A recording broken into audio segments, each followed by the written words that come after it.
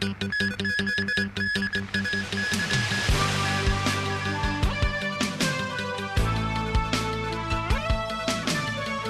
迎收睇呢節新聞，我係陳日雅。有股壇教父之稱嘅前聯交所主席李福兆日前逝世，終年86歲。據了解，李福兆係癌病復發。李福兆喺上個星期六喺瑪麗醫院逝世。李福兆喺2012年曾經證實患上胃癌，喺香港接受手術。李福兆係本港李沛財家族嘅後人，係行政會議成員李國章同埋東亞銀行主席兼行政總裁李國寶嘅阿叔。佢喺1969年創立遠東交易所，係當時本港4大股票交易所之一。去到86年4會合併，成為香港聯合交易所，李福兆就擔任聯交所嘅第一任主席。李福兆最為人印象深刻嘅係喺87年10月股災，聯交所宣布停市4日，係當時全球股市大跌入邊唯一停市嘅市場。喺87年10月26號復市，恒生指數1日之內暴跌1120點，市值蒸發咗1/3。聯交所召開記者會解釋停市嘅決定。咁當時有外國記者質疑停市係唔係合法。You are alleging that I've infringed the law. You did. Of course I have not. You said I have. What is your name? You've got to give me your name. Otherwise you are irresponsible. I'm going to give you a read right now. Look, you've got to be polite, Give me your name. 1988年，李福兆被廉署拘捕，指佢身為聯交所主席嘅時候，喺審核公司上市過程入邊非法收受新上市公司配售股份，從中獲利，最後被判入獄4年。佢喺93年出獄。第2年佢移居泰國生活，直至到2012年先至返香港。無線電視記者林志豪報導。星期三除夕，港九多處封路，警方話會有足夠警力協助市民，如果出現違法行為，將會果斷執法。維港除夕有煙火倒數，警方估計會有大約37萬人喺維港兩岸欣賞表演同埋出外慶祝，同舊年差唔多。九龍方面，夜晚8點起封路，包括紅磡繞道、彌敦道同埋廣東道等等。之後擴大到九龍公園徑同埋天星碼頭巴士總站範圍。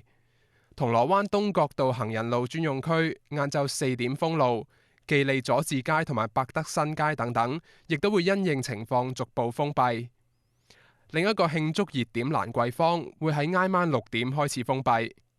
被問到如果有市民喺倒數慶祝之後停留集結，甚至嗌口號，警方會點樣去處理？若果有任何嘅不法行為呢，警方係會果斷執法嘅。警方會係會喺現場呢會去判斷，作出一個適當嘅判斷，究竟當時市民呢會喺度仍然係進行緊呢個慶祝活動啊，定係作出一個非法嘅行為嘅？警方強調會調派足夠嘅警力處理交通以及任何情況。無線電視記者冼志報導。西港島線通車之後第一個工作天，港鐵就話朝頭早嘅運作大致暢順，中環同埋金鐘兩個轉車站人流正常。喺堅尼地城站有一啲巴士、小巴乘客改搭港鐵。佢準啲啊嘛，平時嗰啲有時會塞車啊，冇咁準啊嘛。西港島線嘅另一個新站香港大學站，連接住西寶城嘅 C2出口，徒步行上地面要大約6分鐘，對部分人嚟講係一大考驗。行去行翻隻腳好攰咯，嗰條路係長啊，真係佢又唔整條嗰啲拉嗰啲電梯，係翻嚟有去又冇，應該有去有翻啊嘛。西港島線通車之後，乘客轉乘荃灣線過海，一樣都係喺中環或者係金鐘轉車，兩個站嘅人流並冇明顯增加。喺中環啦，往荃灣線呢個月台啦，基本上繁忙時間咧都係一部列車嚟，另一部咧就會開出㗎啦。所以乘客咧基本上都唔使喺月台嗰度排隊，直接上車都會有位坐。港鐵話運作大致暢順，不過仍然有問題要改善。有一架車喺堅尼地城站等緊客，未開㗎。等緊客嘅時候咧，個車上嘅信號電腦咧係係行慢咗嘅，行得唔暢順嘅。咁因為就算佢停咗喺度，佢都係不斷咁計算緊啲安全嘅係數。而我哋發現其中有一架車，泛青嗰架車去到香港大學站咧，佢就開呢個月台站門咧係開得唔係好暢順，係慢咗少少嘅。咁我哋而家收集咗數據咧，我哋要睇下究竟係架車嘅問題啊，定係喺路軌旁嘅設備嘅問題。咁我哋會再微調。有乘客未決定係咪會繼續搭西港島線。無線電視記者陳良君報導。西港島線通車，加上正值學校假期，喺西區搭巴士同埋小巴嘅人減少。有西區居民今日第一次全程搭港鐵返工放工，佢嘅感覺係點呢？住西環嘅郭先生喺堅尼地城站上車，全程都係搭港鐵。都幾舒服啊，冇話好多人咯，即係又起碼有位坐啦。去到九龍塘轉車去沙田，全程用咗43分鐘，比平時快咗大概10分鐘。朝早出門口會唔會可以即係晏多少少出門口啊？可以。晏幾多啊？都係褪翻3-4個字到啦。去到夜晚6點，郭先生放工都係全程搭港鐵返屋企。平時佢會搭東鐵去到旺角，再轉小巴。繁忙時間港鐵車廂擠迫，但係佢話唔介意。可能多數冇得坐㗎啦，都可以嘅，因為時間最緊要啊嘛。結果回程用咗大概45分鐘，交通費大概16蚊，比平時慳3個幾。20分鐘咪要早啲翻到去屋企啊啲咁咯。即係慳幾蚊嘅啫。係啊，幾蚊都好重要㗎嘛。喺出入閘口嘅呢個位置啦，有港鐵職員向乘客派發車站指南，向乘客講解翻啦堅尼地城站嘅基本資料。部分西區居民同郭先生一樣轉搭港鐵，巴士站人龍短咗。哇，排得好長，真係好長。5B、5S 同埋嗰啲1號嗰度都好長啊！我自己係比較中意搭巴士嘅，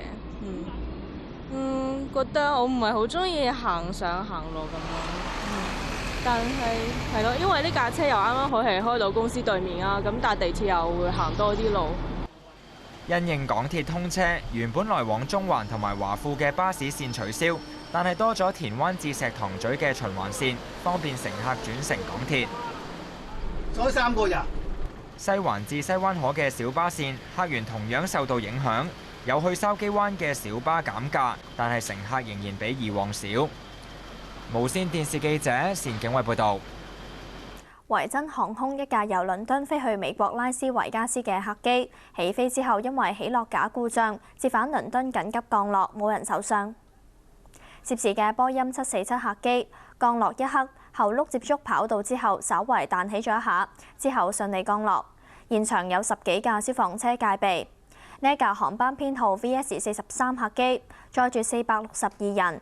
本港時間尋晚7點幾喺倫敦蓋特威克機場起飛，原定飛去美國拉斯維加斯，但係起飛之後，機長發現其中一邊起落架冇辦法正常落下，決定折返，喺空中盤旋4個鐘頭，消耗燃油，最終安全降落。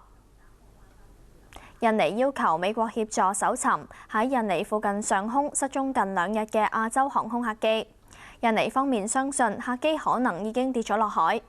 印尼同澳洲搜索飛機分別發現2處油漬同埋一啲漂浮物，未知道係咪有關。空中搜索行動晚間暫停，天光繼續。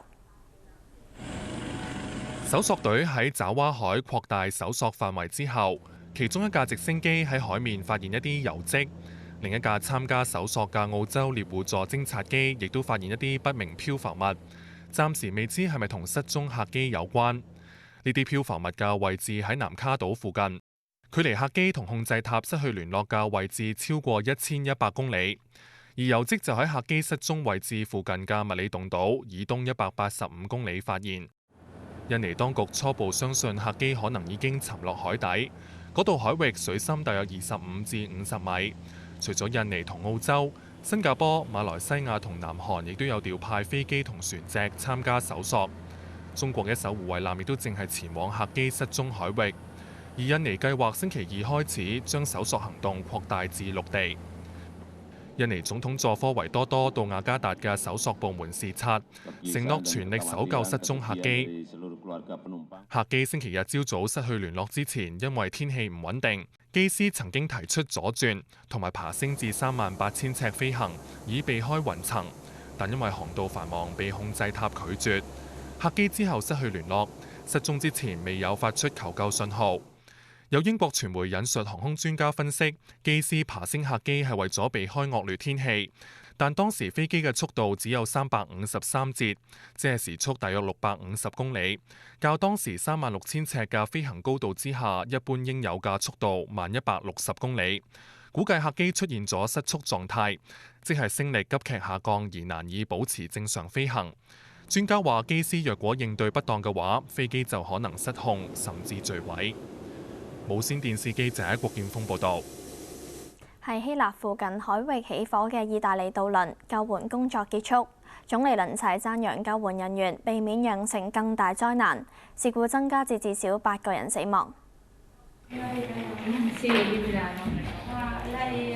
有乘客手機影嘅片段見到，起火渡輪火勢相當猛烈，船艙內有多處起火，損毀嚴重。由高空可見，幾乎成艘渡輪被濃煙包圍。大批乘客着住救生衣喺頂層甲板暫避，等候救援。意大利同希臘嘅聯合救援隊徹夜出動直升機救起被困嘅乘客，附近10艘商船亦都加入營救。但係由於出事海域風高浪急，救援工作持續至當地星期一。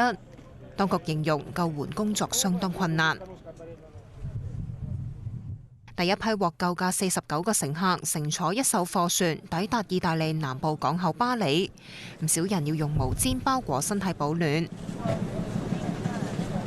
呢一艘載住478個乘客同船員同超過200架車嘅渡輪，星期日凌晨由希臘帕特拉斯出發，前往意大利安科納港口，駛至科夫島西北面海域嘅時候，停泊汽車嘅船艙起火，火勢冇辦法受控，船長宣布棄船。歐洲海事部門話，渡輪喺最後一次檢查嘅時候，曾經發現防火門同水密門有問題，但係由於有關部門話問題唔大，得以繼續出航。無線電視記者曾巧珠報道。巴林有民眾發起示威，要求當局釋放反對派領袖。